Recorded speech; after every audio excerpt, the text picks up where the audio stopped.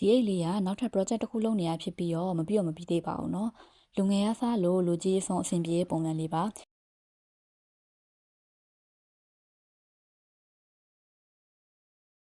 ရိုးရှင်းရှင်းဒီဇိုင်းကိုမှကျိုးကိုလည်းပခုံးနာမှာဆိုလို့ပခုံးနာမှာဒီ crochet နဲ့ထည့်ထားပါပခုံးလွယ်ပုံစံနဲ့လည်းသုံးလို့ရပြီးတော့ကျိုးကအတူရှည်ဖြုတ်ထက်လို့ရအောင်လုပ်ထားပြီးတော့ကိုယ်စိတ်ကြိုက်ပုံစံပြောင်းလို့ရပါသေးတယ်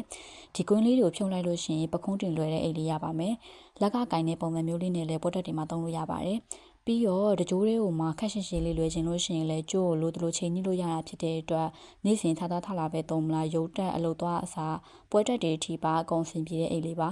ပုံမှန်ဆိုကိုယ့်ရဲ့လက်ရာတွေကိုရောင်းတာမျိုးမလုပ်ပါဘူးကိုတွန်းနဲ့ကိုချရတဲ့သူတွေအတွက်ပဲတည်တတ်ဖန်တီးပေးတာပါမရောင်းတာကလည်းလက်ရှိရတရုတ်မှနေရဖြစ်တဲ့အတွက်အဲ့ရဲ့ကုန်ကျန်းစီကမြန်မာမှာဝယ်ရတဲ့အများကြီးတက်တာပဲမဲ့ပိုးကားတွေနဲ့ဆိုလို့ရှိရင်ဈေးရမ်းများသွားမှာဆိုလို့ပါ